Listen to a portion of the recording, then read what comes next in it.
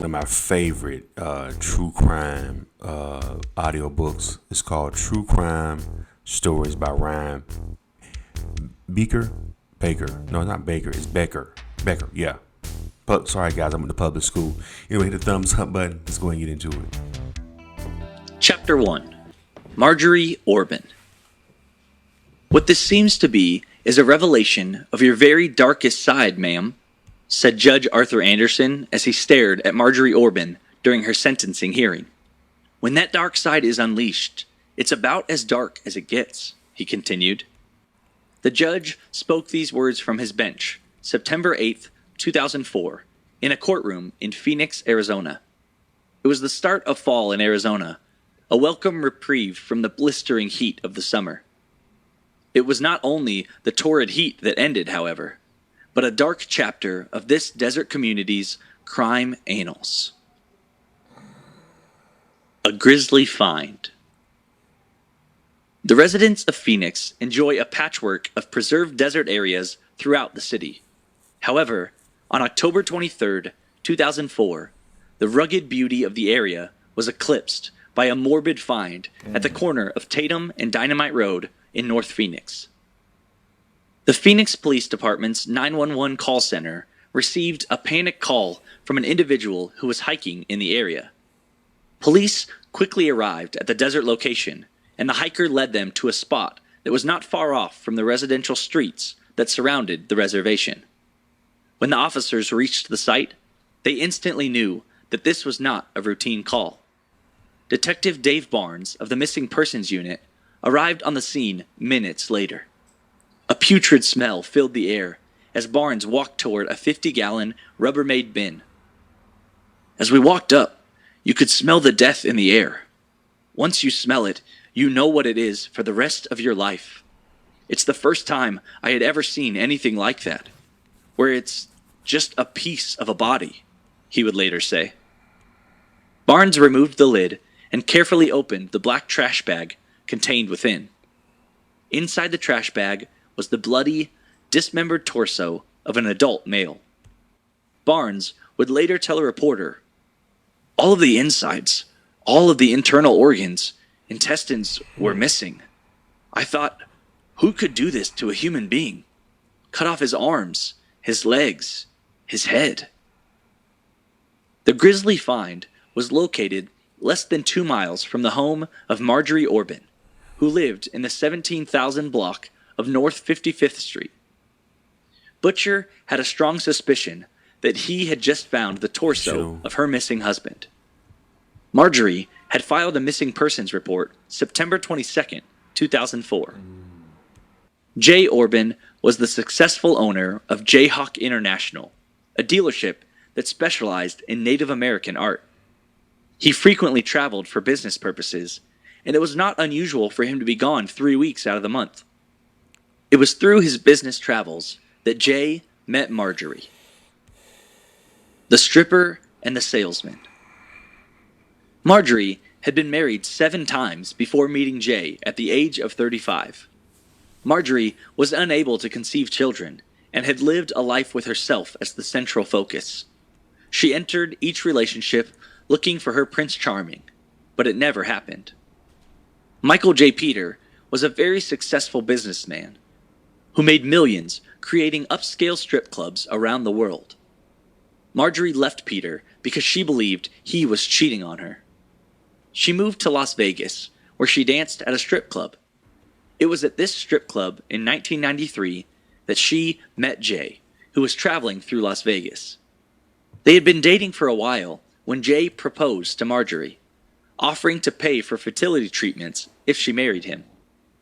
Marjorie accepted Jay's proposal, and they got married at the Little White Wedding Chapel in Las Vegas. Soon afterward, they moved to Phoenix, where Jay lived. Marjorie was able to conceive and gave birth to their son, Noah. The couple divorced in 1997, but continued to live together. Marjorie had problems with the IRS and did not want Jay's assets to be vulnerable. Jay's disappearance. September 8th, 2004. Jay was driving back to Phoenix from a business meeting when he got a call from his mother wishing him a happy birthday. That call was the last time anyone spoke to Jay. When Jay's parents, brothers, and friends called his home, Marjorie told them that he had gone on a business trip and would not be returning until September 20th. During that time, those who cared about Jay could not reach him on his cell phone. His parents and friends expressed their concern to Marjorie. However, she said she did not know what was going on with him. People who spoke to Marjorie about Jay stated that she expressed little concern for his welfare. Jay's intended return date passed, and still nobody could reach him.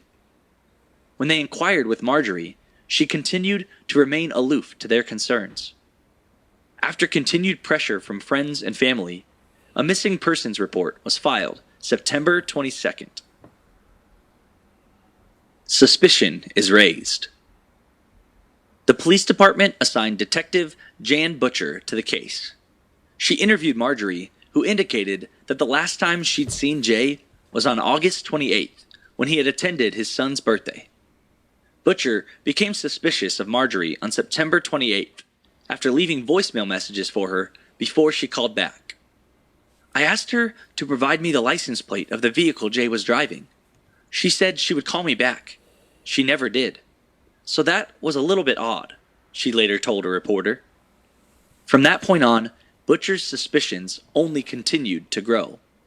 Credit card and phone tower records indicated that Jay had arrived at his home in Phoenix on September 28th, which didn't match Marjorie's claim that she had last seen him on August 28th. When detectives checked Jay's credit card records, they found that Marjorie was spending thousands of dollars, including purchasing a $12,000 baby grand piano, while the business account had a withdrawal of $45,000. Within 1 day of reporting Jay missing, she had liquidated a total of $100,000 from Jay's personal and business accounts. Damn. A final cause for suspicion arose during a call that Detective Butcher made to Marjorie, requesting that she take a polygraph test. Butcher heard Marjorie remark to someone in the background, Hit the thumbs up button, guys. "You know what? She wants me to take a polygraph tomorrow." A male voice replied, "You tell her to go F herself." Butcher obtained a search warrant and went to Marjorie's home, accompanied by a SWAT team. The SWAT team forced their way in and encountered an adult male, Larry Weisberg. Larry was Marjorie's new boyfriend, and the voice that had been heard in the background of the phone call. Weisberg was combative, resulting in police tasing him. Police searched the premises and found a large number of credit cards belonging to Jay, plus his business checkbook, items that he always kept with him when traveling. Though police did not make any arrests, their surveillance of Marjorie deepened. It was shortly after Marjorie's home was searched that police found Jay's torso in the Rubbermaid bin in the desert. DNA evidence confirmed the torso belonged to Jay Orban. The Maricopa County Medical Examiner's Office inspected the torso and concluded Jay had been shot and his body frozen. At some point, the body had been defrosted and a jigsaw was used to dismember and decapitate it. When searching Jay's business, police found a packet of jigsaw blades with some of the blades missing. The medical examiner's office determined the blades from the business matched the cut marks on the torso, where the limbs and vertebrae were severed. Detectives traced the UPC code on the Rubbermaid bin back to a Lowe's home improvement store in Scottsdale. The detectives scored big when they viewed video from the store's surveillance cameras and saw Marjorie purchasing the Rubbermaid bin, trash bags, and black tape. Police detained Marjorie when they caught her forging Jay's signature while making a purchase at a Circuit City store. Jay's remaining body parts were never found, nor the gun that was used to shoot Jay. Marjorie and her boyfriend, Larry Weisberg, were arrested December 6, 2004. Weisberg was offered immunity if he agreed to testify against Marjorie, who was sentenced to life in prison October 1st, 2009. Man, that was good, man. That was oof. Shady ass broad. Can you believe that shit? So she had already had another boyfriend and the whole nine, and then her new boyfriend helped. The boyfriend must have helped her get rid of the husband. Oh boy, people keep getting married. I don't get it. I don't get it why people do that. Anyway, what y'all think about this book, man? It's called True Crime Stories by Ryan Becker. It's on Audible if y'all want to check it out, and they also have it on Spotify if y'all want to check it out too. Go ahead and hit that thumbs up button, and let me know what y'all think about this crazy story in the comments. Talk to y'all later. Subscribe to the channel.